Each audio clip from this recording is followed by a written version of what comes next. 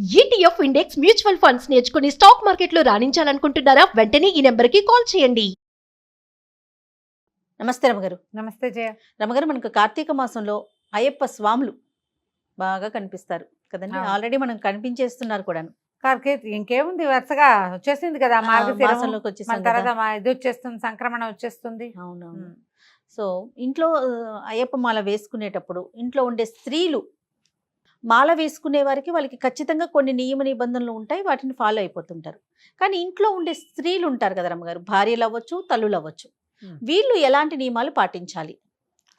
అంటే ఎట్లాగంటే ఇప్పుడు వారికి ఇదివరకు లాగా ఎక్కడో ఉండి 41 రోజులు మాల అయ్యే వరకు ఉండే రోజులు పోయినాయి. కుదిరితే ఓకే, కుదరకపోతే ఇంట్లోనే ఉంటున్నారు కదా. అలాంటప్పుడు వీళ్ళు ఎలాంటి నియమాలు పాటించాలనేది నా ఉద్దేశం. మొదట మాల వేసుకునేటప్పుడు ఇంట్లో ఉన్న ఆడవాళ్ళ పర్మిషన్ తీసుకోవాలి జయ. పురుషులు ఖచ్చితంగా నువ్వు మాల వేసుకుంటానంటే నువ్వు ఇంట్లో ఉండకూడదు. ఎందుకు ఇంత ఖచ్చితంగా చెప్తున్నారు రమ్మగారు? మరి లేకపోతే ఇప్పుడు వాళ్ళ అవస్థ ఏంటో, ఒక్కొక్కరికి 20 రోజులకే పీరియడ్ వస్తుందమ్మా. అప్పుడు ఏం చేయాలి వాళ్ళు? చెప్పు. సో ఆ టైంలో బయటికి వెళ్ళటానికి వెసులుబాటు వాళ్ళ ఉంటుంది, ఉండదు. ఇప్పుడు ఈ మాలధారణ అనేది అయ్యప్ప మాల నిజానికి ఇది మనం డిస్కస్ చేయాల్సిన మ్యాటర్ కాదు, జనాలందరికీ తెలిసిందే. ఊరికే ఒక లైట్ వేయటం ఆ ఇన్సైట్ మీద అంతే. దీనికి చాలా ప్రధానమైన నియమం ఏమిటి? స్త్రీల నుంచి సెపరేట్గా ఉండాలి. నెంబర్ 1. మాకు కుదరలేదు అంటే మానే, నువ్వు చేయకు, మానేసేయండి. ఎందుకు తీసుకోవాలి అట్లా? మీకు చేయాలని మనసు ఉంది, ఎక్కడైనా ఇంకొక చోట విడిగా ఉండేందుకు ఒక అవకాశం తీసుకోండి, దానికి ప్రయత్నం చేయండి. ఈ ఏడాది కుదరకపోతే వచ్చే ఏడాది ఏర్పరచుకోండి. ఇంట్లో ఆడవాళ్ళు, పిల్లలు, పెద్దవాళ్ళు, ఆడవాళ్ళకి ఉద్యోగాలు, పిల్లలకి స్కూళ్ళు ఉన్నప్పుడు ఇంత నియమావళితోటి పటిష్టమైన నియమాలు ఉన్న చోట, కఠినమైన నియమం ఉన్న చోట ఆడవాళ్ళు ఎలా ఉండాలంటే ముందు మగవాళ్ళు ఆలోచించుకోవాలి కదా దాన్ని. వీళ్ళు ఆలోచించుకోవాలా? అంతేగా. 3 రోజులు వీళ్ళు వెళ్ళి బయట ఎక్కడైనా ఆడవాళ్ళు పీరియడ్స్లో ఉన్నారని 4 రోజులు బయట ఉంటారనుకో. బయట ఉంటే ఆ 4 రోజులు వీళ్ళు ఇల్లు ఎలా నడుస్తుంది? ఎవరొచ్చి నడపాలి? ఈ మాల వేసుకున్న మా అయ్యప్ప నడపలేడు కదా. అవును. ఆయనకి పూజా పునస్కారం, బయటకు వెళ్తాం, దేవాలయానికి వెళ్తాం, ఉద్యోగానికి వెళ్తాం, ఇవన్నీ ఉంటాయా? ఎప్పుడైనా సరే దీక్షలు తీసుకునేవాళ్ళు మొదట ఈ దీక్షకి మన ఇంట్లో వెసులుబాటు ఉందా లేదా చూసుకోండి. మొదట భార్యలే ఉంటే వాళ్ళ పర్మిషన్ తీసుకోవాలి. లేని పక్షంలో వాళ్ళు హింసపడుతూ, వాళ్ళు కష్టపడుతూ, వాళ్ళు ఏడ్చుకుంటూ చేస్తే మీ మాల దానివల్ల ఏం ప్రయోజనం లేదు, అది కరెక్ట్ కాదు. తర్వాత ఇది వరకటి కాలంలో నాకు తెలిసి జయ, ఎప్పుడు సంగతి చెప్తాను, 30-40 ఏళ్ల క్రితం ఏనాడో 40 ఏళ్ల నాడు అక్కడక్కడ కనపడేవాళ్ళు అయ్యప్పలు. వీళ్ళకి నియమంగా ఇంట్లో ఉన్న పెద్దవాళ్లే వంట చేసి పెట్టేవాళ్ళు. భార్యలు వంట చేసి పెట్టిన అయ్యప్పలు ఇది వరకు లేరు. ఎప్పుడు పెద్దవాళ్ళు అయ్యి వీళ్ళకి పీరియడ్స్ పోతే వాళ్ళతో వంట చేసుకునేవాళ్ళు. ఈ పీరియడ్ వచ్చి భార్యలు పెట్టడం కూడా ఇదివరకు ఉండేది కాదు. ఇప్పుడు క్రమంగా ఏమైంది, భక్తితో వేసేవాళ్ళు ఎలా ఉన్నా కొంతమంది ఉంటే ఒక 40-50 రోజుల పాటు ఈ హ్యాబిట్స్ నుంచి పక్కకి వెళ్ళటం కోసం తీసుకునే దౌర్భాగ్యులు బోళ్ళంతమంది తయారయ్యారు. వీడు అది మానేదలుచుకున్నాడు కాబట్టి ఏదో అయ్యప్పని వేసుకుని ఇంట్లో పెద్దవాళ్ళు ఎవరు లేరు. భార్య అమ్మాయికి రెగ్యులర్ పీరియడ్స్ వస్తాయి, పీరియడ్ లేనప్పుడు వంట చేస్తుంది, ఇలాంటిది వచ్చేసింది.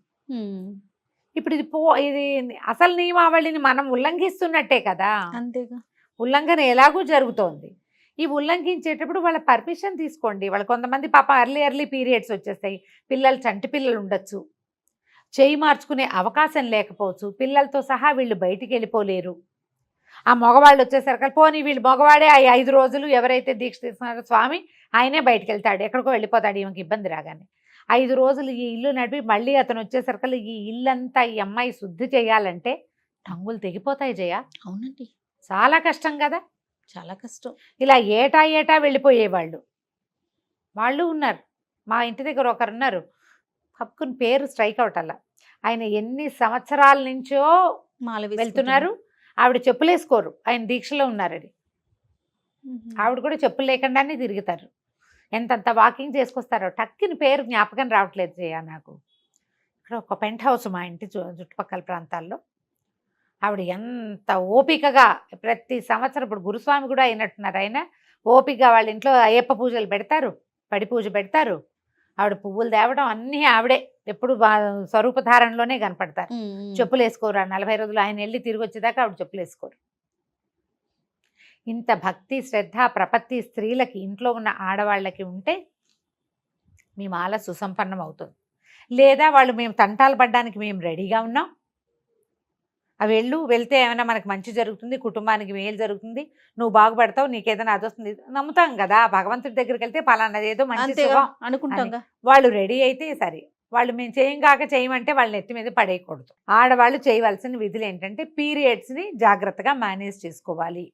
మొదట వాళ్ళు పరిశుద్ధంగా ఉంటారు కాబట్టి మీరు కూడా ఏ మధ్యాహ్నం 12ంటికి స్నానం చేస్తా, రాత్రి పడుకునేటప్పుడు చేస్తా లాంటివి కాకుండా మీ ఇంట్లో ఒక పీఠం పెట్టుకుని ఒక పూజా విధానం నడుస్తుంది కాబట్టి ఆ స్వామి ఏ విధానంలో ఉన్నాడో ఇంచుమించుగా మీరు కూడా అదే విధానపు పడక, అదే విధానపు స్నానము విధి పెట్టుకుంటే సరి. ఆయన భూసైనం చేస్తాడు.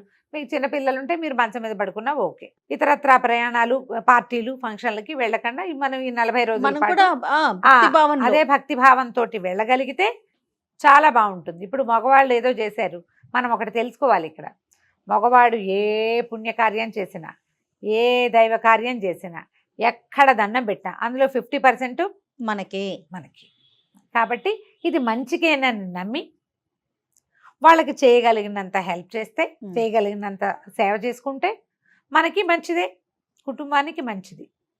దీంట్లో కొంచెం బలువు సులువు ఆలోచించుకుని మరీ చిన్న పిల్లలు ఉన్నప్పుడు అప్పుడు పెట్టుకోకుండా ఉండి, లేదా మీ అమ్మనో అత్తగారినో తెచ్చి ఇంట్లో పెట్టుకుని వీళ్ళకి వండి పెట్టడము, మడిగా కొంచెం శుద్ధంగా అన్నీ కలపకుండా చేసి పెట్టే వాళ్ళని ఎవరైనా అవకాశం చూసుకుని చేసుకుంటే ప్రెషర్ లేకుండా పూజ నడిచిపోతుంది. ఇప్పుడు ఏదైనా తీసుకున్నాం ఒక దీక్ష, దేవుడా రాముడా ఈ 10 రోజులు ఎలా గడుస్తాయిరా అనుకోకూడదు. కరెక్ట్ రమ్మగారు. ఆడుతూ పాడుతూ చేయగలగాలి. భగవత్ సేవ ఆడుతూ పాడుతూ చేస్తేనే మనకు మంచిది. ఇంకా ఎప్పుడని రోజులు ఇంకా ఎన్నాళ్ళు అని లెక్క పెట్టుకుంటుంటే దానివల్ల ఏం పుణ్యం? అవును, ఉపకారం ఏం లేదు. దానివల్ల ఉన్నది అనవసరంగా చెడుస్తుంది. జాగ్రత్తగా చేయండి. మీరు చెప్పులు వేసుకుంటారా వేసుకోరా, నేను ఆఫీస్కి వెళ్ళాలి, అవన్నీ మీ ఇష్టం అమ్మా, ఎవరి విధానం వాళ్ళదే. కానీ శుచి శుభ్రత, కొంచెం మడి మైల పాటించి ఈ స్వాములు ఎవరైతే అయ్యప్ప సేవకు వెళ్ళదలుచుకున్నారో వాళ్ళకి సహకరిస్తే, ఆడవాళ్ళు కూడా సహకరించే పరిస్థితి ఉన్నప్పుడే దీక్ష తీసుకుంటే మగవాళ్ళు కూడా మంచిది. అంతే. ఇదేముంది, కార్తీకం, పైగా చలికాలం ఇది. ఈ చిన్నపిల్లలు పొద్దున్నే స్నానాలు అవి చేయగలుగుతారు, చేయలేకపోతారు. అందరి ఆరోగ్యాలు ఒకలా ఉండవు. కొంతమంది పీరియడ్స్లో ఇష్యూస్ ఉండొచ్చు, హెల్త్ ఇష్యూస్ ఉండొచ్చు, అవన్నీ సపోర్ట్ చేయాలి కదా. అవును అవును. దాన్ని చూసుకుని దిగండి. ఏ దీక్ష అయినా సరే, ఇదే కాదు, భవానీ దీక్షలు తీసుకుంటారు, గోవింద దీక్ష తీసుకుంటారు, హనుమత్ దీక్ష తీసుకుంటున్నారు, శివ దీక్షలు కూడా అట. ఏ దీక్ష అయినా సరే మగవాళ్ళ దీక్ష అంటే ఆడవాళ్ళ ఒప్పుదల ఉండి తీరాలి.